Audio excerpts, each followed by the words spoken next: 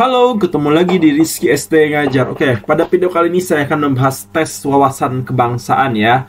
Ini soal tes wawasan kebangsaan ini bisa dikatakan soal FR yang terbaru ya. Soalnya pendek-pendek.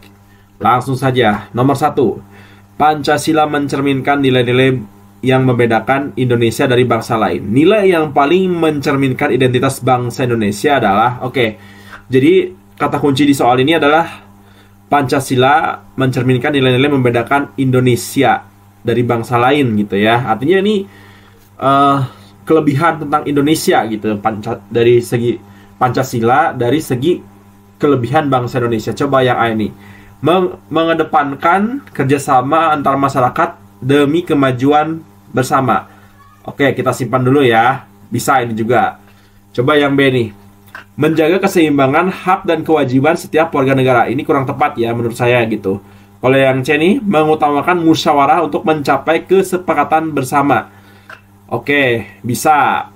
Coba yang D nih, menghormati kebebasan individu dengan tetap memperhatikan norma sosial. Ini lebih pada nilai-nilai sosial gitu ya. Berarti saya rasa yang D nih kurang tepat gitu.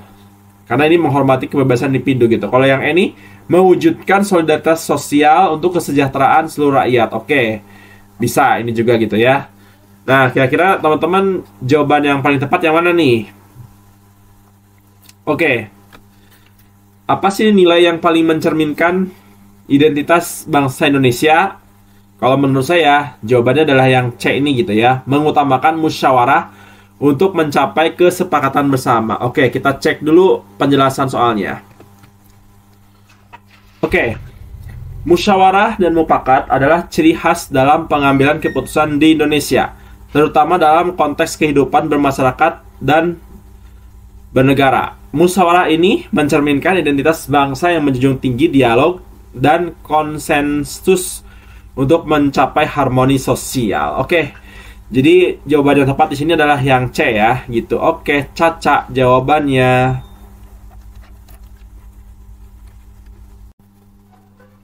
Soal nomor 2. Peran nasionalisme dalam penguatan kebijakan pengembangan teknologi dalam negeri ditunjukkan dengan, yang mana nih? Alpha, beta, caca, delta, dan alpha.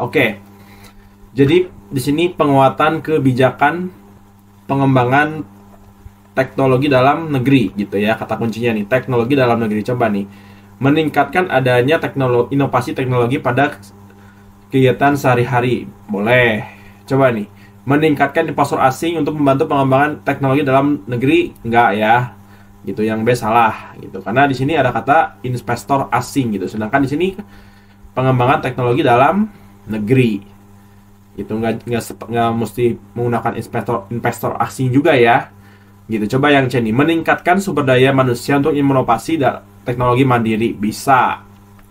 Meningkatkan riset gabungan antara ilmuwan dan asing, enggak juga ya, kurang tepat. Kalau yang ini meningkatkan distribusi inovasi penggunaan teknologi agar lebih merata. Kurang tepat ya yang ini gitu. Oke, kira-kira antara A sama yang C. Kalau menurut saya jawabannya yang tepat adalah yang C gitu. Meningkatkan sumber daya manusia untuk inovasi teknologi mandiri. Oke, kita cek dulu ya gitu. Kenapa jawabannya yang C ya? Oke. Jadi jawaban yang paling tepat di sini adalah yang C ya, gitu. Oke. Nasionalisme dalam penguatan kebijakan pengembangan teknologi dalam negeri ditunjukkan dengan meningkatkan sumber daya lokal untuk inovasi teknologi mandiri. Hal ini mencerminkan semangat nasionalisme yang mendukung kemandirian bangsa, di mana warga negara sendiri diberdayakan untuk menciptakan solusi teknologi tanpa harus bergantung dari pihak luar. Oke, jadi yang C ya jawabannya gitu, meningkatkan sumber daya manusia untuk inovasi teknologi mandiri. Oke, Caca jawabannya.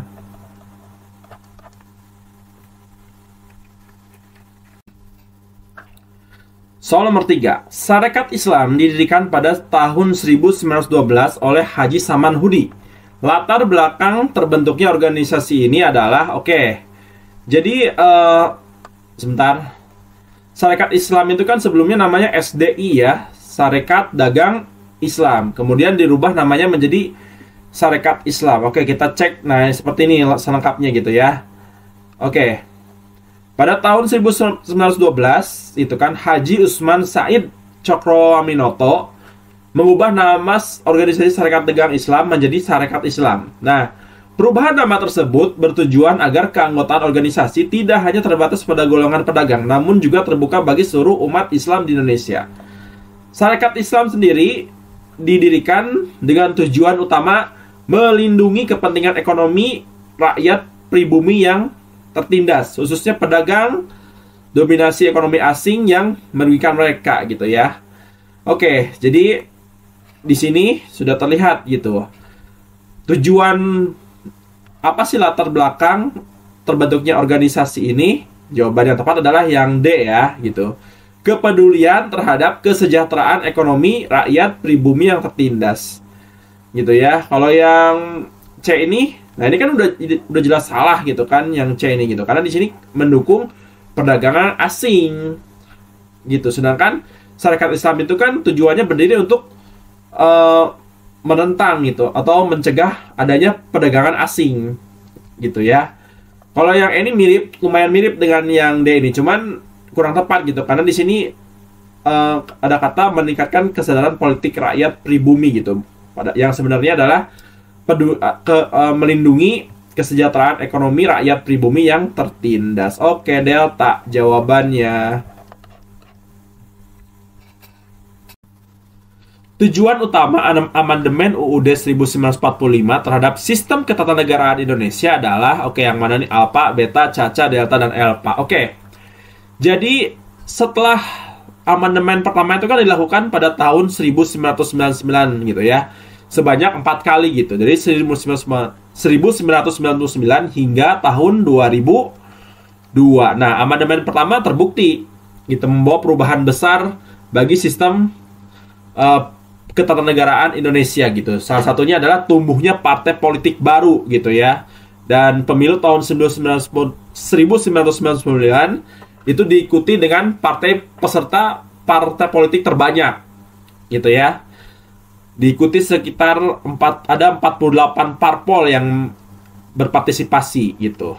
Ini pada pemilu legislatif pada tahun 1999. Nah, setelah amandemen keempat yang terakhir dilakukan pada 2002 gitu. Kemudian kan Indonesia kembali melaksanakan pemilu. Nah, di tahun tersebut disitulah Indonesia diperkenalkan memilih, atau rakyat Indonesia diperkenankan memilih presiden secara langsung dari rakyat gitu.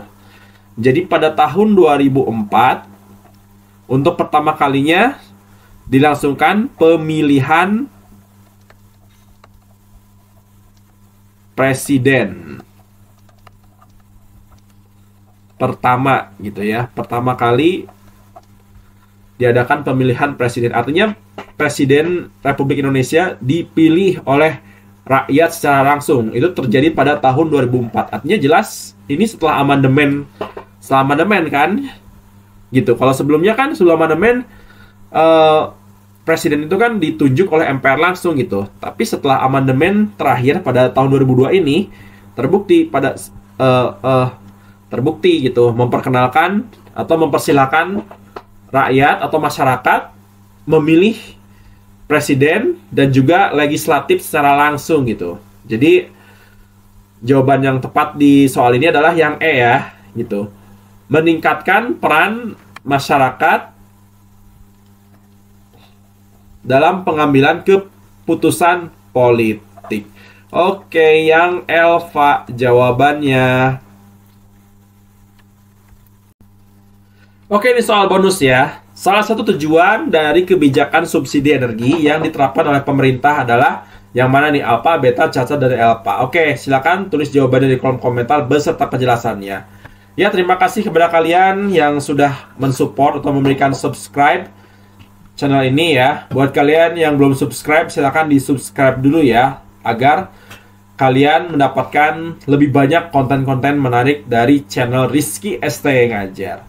Semoga video ini bermanfaat dan sampai jumpa. Bye-bye. Baik, ini adalah situs web dari Pripat Alpais ya. Situs web dari Pripat Alpais. Bisa kalian lihat ini ya, skdpripatalpais.id ya. Nah, nanti teman-teman akan masuk ke arah sini gitu kan, klik ke bagian mulai belajar gitu. Jadi caranya pertama ini kita masuk dulu kan.